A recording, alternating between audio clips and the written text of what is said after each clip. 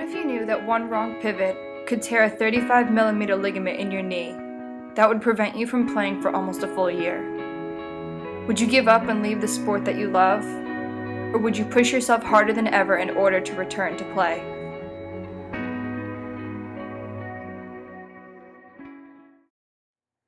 I should know. I've torn my ACLs 3 times in my athletic career. I've delayed surgery on this 3rd time to finish out my senior year of NCAA women's lacrosse.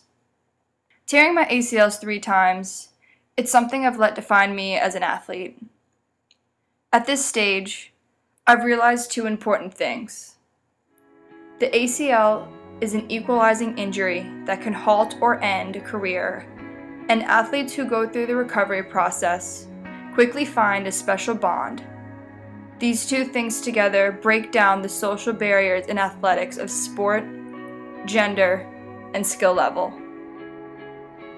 I followed 4 Queen's University of Charlotte athletes as they faced this injury in the fall of 2014. I heard it and I felt it through my whole body, but I just went down in complete shock. I felt like my knee twisted and snapped out, and then snapped back in the wrong way, and then when it snapped back out again, it just popped. And to me, it just felt like my kneecap just kind of popped in and out, but it was actually like my ACL kind of detaching from my knee. It was actually like my first injury, because before that, all I had was like just simple like pains like in the ankle or simple things like that, and I didn't have like any idea how big it was. The pain is described as instantaneous. You feel your bones grind together, and you hear this popping and crunching noise. When you hit the ground, you just go numb, and everything rushes to your knee, but then even eventually that goes numb. I can still imagine the feeling of the pain in my knee every time I hear someone describe their injury. I always describe it as like it's a headache in your knee. It's like your knee is just throbbing. It's like just all over. It was a quick 30 seconds of probably the worst pain of my life. From waist down was completely numb. I don't remember anything until athletic trainers came and rolled me over and told me to calm down, calm down.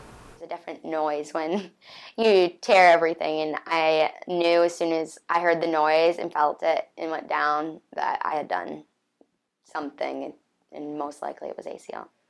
Everyone has the same feeling the first time they tear their ACL.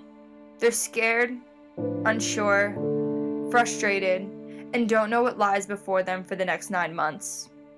But there's something about doing it a second time. You know the feeling, and you try to make yourself feel better by saying the pain was different, so it couldn't be the same injury. When deep down, you know it's your ACL again.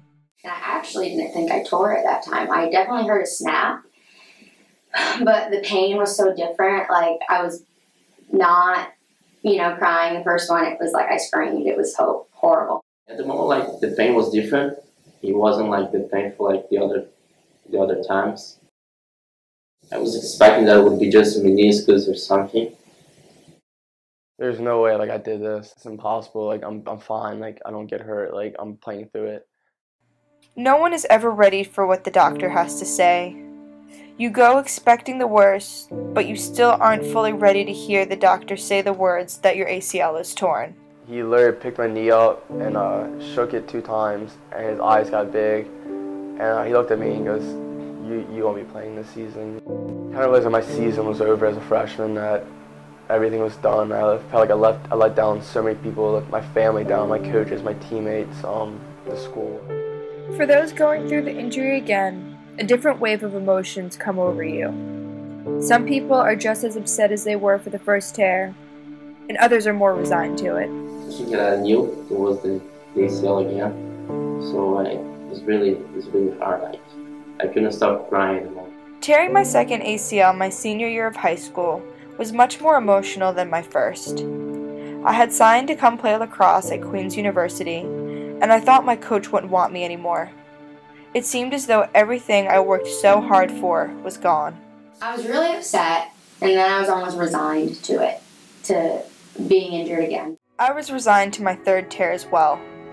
Like Devin, I was able to play out the rest of my senior season without getting surgery. My ability to keep playing and not let the injury beat me was my motivation to make it through my last season. Obviously, like, once I heard it, like, the initial shock was I started crying. Like, I was really upset, but, like, then it was like, you just kind of have to accept it and be like, well, it happened to me, now I'm going to go through the process to get back on the field. I knew this was going to be a huge test and a very big obstacle in my life, and I just accepted it and knew that once I was able to come back, that I was just going to give it everything I had again and prove everybody wrong.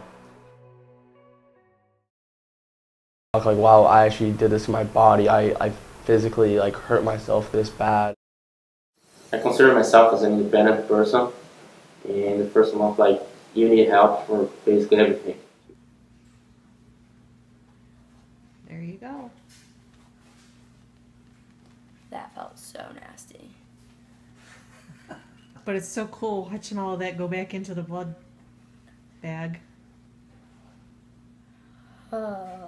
You okay? Yeah. I'm good. That whole thing from there up was just all in my knee. And a lot of stuff changed. Like, getting dressed was hard, going to the bathroom was hard, taking a shower was hard. Like, and you use your other leg so much because, like, I don't want to say you're not confident, but really you're not confident in your other leg yet because you've lost so much muscle. I literally felt useless. Many things change in your life after surgery besides not being able to walk or take care of yourself. As an athlete, you are taken away from your team for a while, which to me was one of the hardest parts to go through with this injury. Your team is like your biggest support system, and to not have that support system as much because everybody's at practice while you're doing PT, just having like a support system of somebody just being like, wow, Kelly, you look great today, keep pushing, like you're doing so good, like that honestly is like the best thing to hear, like when you're going through all this. My relation to the team actually, I have to say, got stronger. A lot of the older kids kind of like, the wing was like, dude, just keep fighting, like you'll be back, like you'll be better than you next year. And I feel like our relations and my bond got a lot stronger with those kids because they were there to help me with one of the hardest times in my life. They don't treat me any different. They still act like I'm playing, so act like I'm part of the team, like the same, and I thank them for that. Those days like I wanted to punch my athletic trainer in the face. The toughest part, going every day. That's the part that kills me because you go every day and you almost do nothing. You just do like leg lifts. It's amazing how hard simple things are. One of the hardest parts is after riding the bike. From riding a bicycle your whole life, like as a kid, and then after having surgery, you can't even pedal for 2 weeks. You can't go fully around, and I'll just wheedle back and forth. Just feeling that you're literally like, you can, after you first get it, you're so happy with something so little, and it's just like, wow, like stuff I took it for granted for just doing this little thing. You're learning everything all over again. You're learning how to walk, you're learning how to run, you're learning how to do everything that you've already done for however many years of your life that you have. And I think that scares people the most is that it's literally starting over. You're starting completely over. For those going through rehab for a second or third time, they know what to expect because they've been through it before. You know it's going to hurt, so you just push through it like it's not supposed to hurt, but it's supposed to hurt. And then maybe people who have torn it for the first time, a little bit harder. It was more like, I kind of knew what to expect and was more aware. My dad, when we were younger, he's very much like you don't give up, like you push through the end. Once you start something, you finish it out type of person. So I don't think I've ever really had that mindset about much. It's more of you finish it until it's done, and then, if you don't want to do it, don't start again. But so I kind of thought rehab was the same way. I have a brand new knee, basically. Like I'm starting over, but I have a 100% healthy knee.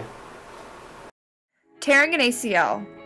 It's an injury that almost every athlete knows about, and every athlete has at one point thought about what they would do if they were put in that situation. But no one really knows exactly what they would do until it happens to them. As many athletes would say that they would never play again after they tear their ACL, I know some of those same people who are on their first, second, or maybe even third ACL, and they're still trying to return to play. I would feel that that's the biggest sports fear. Like, I mean, like, I've had concussions, I've had broken bones, like, that's all stuff you can come back from. That's like tearing your ACL, like 6 to 8 month process, like the one thing where, wow, I just really hope I can make it through college and not have that one injury. I'd say it's all what, it's in perspective. It's how you look at it and how you approach rehab and how you approach the injury and all the rest of it. Because if you're going to go in with I'm not going to be able to do this, like this is going to kill me, like I'm never going to play again, I mean, you're not going to. But if you go in thinking the right things, I mean, just like in anything else, it's going to work out better for you. Everybody always has that thought in their mind, like, oh, I might tear my ACL today, but like you really try to, like, when you're an athlete, just push that to the back of your head and like not even think about it, because you can't play in fear like that. It would just mentally make you not all there all the time if you're worried about you being injured. Something that's so bad and potentially so career-ending is also something that can bring athletes together. Sport, skill, age, gender, race, it doesn't matter. It's something that equalizes everyone and brings them onto the same playing field, where they can work together, support each other, and then eventually return to their own playing fields. But they did it with the help of one another. I think it's really like a special bond between people who tear their ACLs, because we, in the first person account, know how much pain they've been through, of the recovery process, of how hard it is, and how like it's just depressing sometimes. But we know that like it gets easier. We know how to like motivate each other in times where you need it the most. And it's just a special thing that people who have never torn their ACLs or like ever understand the process of it. The bond that you make with somebody that has surgery is like, it's a bond that like won't ever be broken, because you're learning together again. Like, you're doing everything together, you're always there with each other. It doesn't matter if you're a professional athlete or you're 10 years old and you tore your ACL. Like, you're playing a sport and you're doing something that you love, and like to see somebody else go through that at the same time, it's so hard, and you're like, I want you to do so good, I want myself to do so good. You're not the only one like facing that and fighting this battle. So there are other people in the same condition, and we're all chasing the same objective, I guess, to be bad, to be good and to play. And Sometimes I wish these injuries didn't happen to me, especially this last one. But I don't regret anything about my athletic career because of them. I accomplished my goal of playing 4 years of college lacrosse, and I've done everything I've wanted to and accomplished all that I've could, making the best of my injuries. Sometimes I think it's karma, because it's happened so many times. But on the other hand, I think it only happens to the people who are strong enough to deal with it, and will come out on the other side better athletes. If you don't accept it and you dwell on it and you're like, why did this happen to me? It should have happened to her. Like, I'm better than her. I should be on the field right now, not her or him. It's very mental, and if you're not willing to accept it and you want to fight it within yourself, it makes the process so much harder. Like, I just, right away, I was like, I accepted it. I was like, you know what, it happened to me. I would never wish this on anybody else now going through the process. And I wouldn't want to see anybody go through this, because like the mental toughness you have to go through this, like, it's unbelievable. So I just say accept it. I would never wish this upon anybody, ever. After going through it, it's probably the worst injury I've ever had from playing a sport, and I pray nobody else has to go through this stuff.